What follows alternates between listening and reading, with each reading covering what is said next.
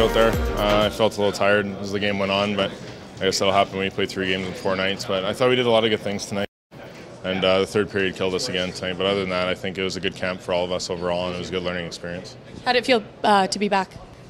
Back in Red Deer? Yeah. It felt great. I mean, all these fans out here supported me here for 4 years, and it was so much fun playing in front of them again. I didn't think I'd be back this soon, so it feels really good to play against them and get a goal in front of all of them, and it's just a good feeling. It was quite the homecoming for you. Lots of cheers. Yeah, it was. It was good. Like I said, they supported me through the whole 4 years I was in Red Deer, and I'm so grateful for that. I had the best experience here in Red Deer, and I wouldn't be where I am today without the fans and coaches that helped me through Red Deer. So the camp is a wrap now. How do you feel you came out of this? I felt like I played good all 3 games. I did a lot. I played to my role. I played heavy. I separated man from the puck. I got pucks deep. I was in front of the net front presence all day. So overall, I'm happy with the way I played this rookie camp, and I should be working even harder going forward in the main camp here. What do you hope to accomplish this year? Just a steady year in the American League with the Condors, help them out as much as I can, and just have a steady year, like I said, and go down there, play hard all year, and hopefully good things come down the road. What kind of guidance have you got throughout this camp? Are they telling you to work on certain things? Or? Yeah, it's always the same thing with me. It's just foot speed and my weight. I can bring my weight down always. Just playing a little too heavy. So I mean, if I get that down, work on my foot speed, I think I can get my game piece it together. So. Did you have to make any adjustments last year to the pro game? Yeah, pro's a lot different than junior. It's a big leap. For when you got to know how to cook. If you don't know how to cook, you're hooped. Coming out of junior, billets do all the cooking for you. So, other than that, the hockey is. Those guys are the last level before NHL, right? So, going into that is a bit of an eye opener. You just gotta play your game. So. You grew up not too far from here. How does it feel to be wearing the orange and blue threads? Oh yeah, with Taskin, it's only 45 minutes both ways. So my family was pretty lucky with that junior and signing with Edmonton. It feels great. I always grew up loving the Edmonton Oilers, and being able to wear that crest is just an honor. I take extreme pride in it every day. Thank you.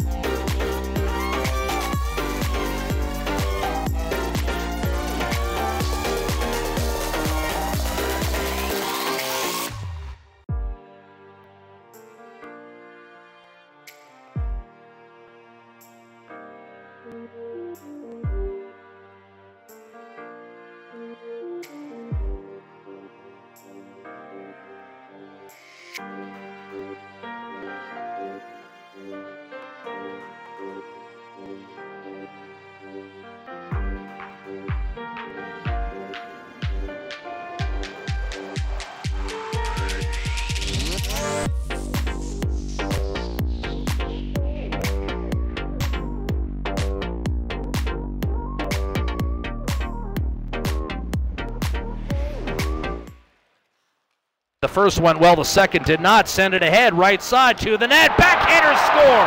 What a move by Dimitri! Some of their chances in the first period. We had some that we didn't convert on. I thought we had the bulk of the play in the second period and ran out of gas and made a couple individual errors in the third period. But credit to them, they played a good game. There was some good things for us as well. I think the power plays were 5-1. Was that reflective or? You know what? It's one of these early games in rookie camp season. So I thought the officiating crew tried to do the best they could, and we had some good things on our special team. That was one of our best chances in the first period that we didn't convert, and they were able to find those two insurance markers in the third period. So credit to them. Looking back on Sunday's game against the Flames to tonight's game, it really seemed like they found their groove this game. Would you agree with that? They were a strong team tonight. It was a strong opponent. I thought we did some good things in the first period, established our forecheck, hunted down their D, and it led to a lot of offensive zone chances for us. I thought we took the game over in the second period. They were opportunistic early, but I thought they had the bulk of the play in the third period when the game was tied. And for me, it came down to just some individual errors and special teams execution. Do you feel good about how the players came out of rookie camp? I do. I think the one thing we wanted them to do was to approach rookie camp with the mindset to get better every day. It wasn't easy. Testing was very difficult. We had 2 intense practices. We played 3 games in 4 days and traveled to 2 different cities while doing that, all the while practicing every morning as well. So it wasn't an easy camp for these young players. I think they've acquitted themselves very well, and a lot of them should feel good about heading into main camp. I asked you this day 1 of rookie camp. Now I'm going to ask you again. Has there anybody who has really impressed you this week? I think I was impressed with the group's testing. Number one, I thought they came in great shape, and the group should feel really good about that. I think the group did a good job of applying some of the concepts that we've introduced here, and that will give them a leg up heading into main camp with our veterans. I think the usual suspects in terms of standing out with their play. Caleb Jones had a good camp. I thought Ethan Bear had a good camp. I thought Evan Bouchard stood out as well. Up front, Yamamoto and McLeod are 2 players that had impacts on games, and a lot of hard work and effort from the entire group.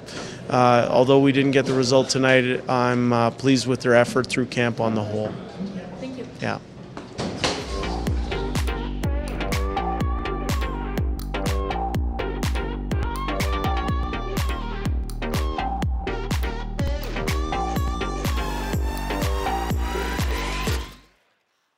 The first went well, the second did not. Send it ahead, right side to the net. Backhander score! What a move by Dmitry Zavgorodny, and he gives Calgary a 1-0 lead. Beautiful forehand dink that dragged it over to the backhand and tucked it home on Calgary's second shot on net in this hockey game. Yeah, Samorukov gave up the outside angle, and Zavgorodny took it hard to the hole. This is a player that plays in Rimouski, where they've got a guy that's probably going to go number 1, maybe number 2, coming up in the 2020 NHL draft, and Alexis Lafreniere. Is Quinton Byfield out of Ontario is going to push for that spot. Adam Ruzicka over the line, hard body check Samorukov. Ruzicka went right through him, wrist shot, save made by Rodrigue. Rebound juggled, wrist shot score.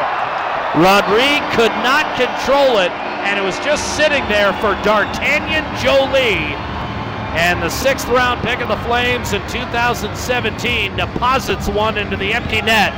That was a hard shot by Ruzicka. Rodrigue had a couple of chances to pounce on the rebound, and sneaking behind Jared Wilson was Jolie for a dead sitter. It's 2-0. Well, Dmitry Samorukov and Kirill Maximov were 2 guys that really excelled in Penticton last year, and they have had rookie tournaments that they'd like to forget. Maximov has not had the same jump up front. And Hebig was there for the rebound, but it was scooted away from him and cleared by Dubé. Looked for a return pass as he flew toward the middle, played it down on the ice, and that was driven home. A beautiful play by Dubé, hand-eye coordination, and then absolutely ripped home. What a shot taken that time by the Dmitry Zavgorodny that scored the game's first goal.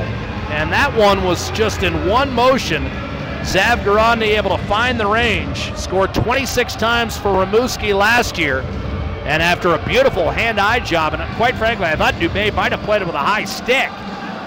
Turned over at the Edmonton line, ahead to Poli, and now a backhander off the rush, and a beautiful spinning shot by Luke Esposito off a broken play. Esposito's backhander catches Parsons off guard, and the Oilers are on the board. And you can tell by the roar behind me that while Calgary is fairly well represented tonight, it is decidedly a pro-Oiler crowd. Well, let's give Samorukov some credit. He was the player that broke the play up at the neutral ice area, started a quick transition back right away, and the Oilers didn't overthink it. No, now Tyler Vessel getting worked over by Josh Healy. Gambardella, wrist shot score. Cameron Hebig, a seeing eye laser, top left corner. The Oilers are right back in this game. They trail it 3-2. And talk about frustrated. Cameron Hebig had missed out on a couple of opportunities. That time he showed the quick release that resulted in a 40-goal campaign in the Western Hockey League a year ago. Well, Jack, that's the word on Hebig. He can shoot the pill. And he didn't need much time there to let her fly. And the added advantage for him is he's also a right shot.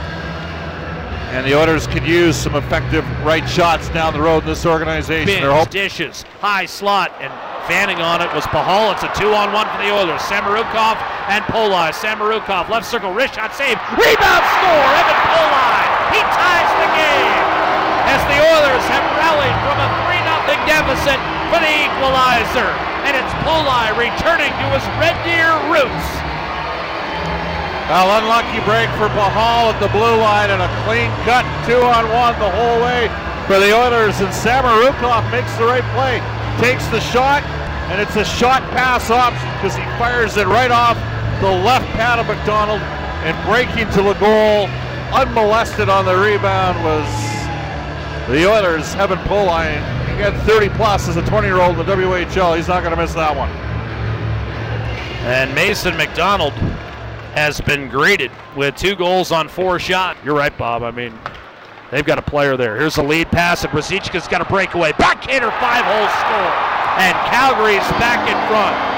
Edmonton caught napping, and Ruzicka down the middle of the ice took a one-touch pass and tucked a backhander 5-hole to beat Stuart Skinner. And it's now 4-3 Calgary with 14:18 to play. Adam Ruzicka scored 36 goals last season for the Sarnia Sting. 4th-round pick in 2017. Jack, he looked like a goal scorer in that situation. They busted him free. Kirill Maximov was trailing on the play. He's a forward. Edmonton win, and another clear by the Oiler rookies. Down the right-hand side, Phillips, who can fly, has speed to the middle of the ice, save, Skinner, rebound, score. Glenn Gaudin on a sitter beneath the hash marks, pumps home the rebound, and it's 5-3. There was a delayed penalty coming against Edmonton. It won't matter. Calgary, a power play goal at 12:02. It was Phillips' speed that created the chance, and Glenn Gaudin polished it off. Yeah, well, Flames attacked, and they were able to split the seam off the rush on the zone entry, and then Gaudin's a guy that's got some finishes, proven by those numbers last year in Swift Current. Right place, right time, trailed the play effectively. Rebound McMurtry, Zavgorodny, one-timer, Pollock score. Second power play goal of the period for Calgary. It's now 6-3 with 6:09 to go. Ben Pollock found himself a soft spot there on the power play and ripped one home on the one-timer, but effective puck movement from the Flames rookies. And that one got through Stuart Skinner, who's had a frustrating couple games here. I think it needs to be stated. Gave up 4 on 13 shots Sunday afternoon in Calgary.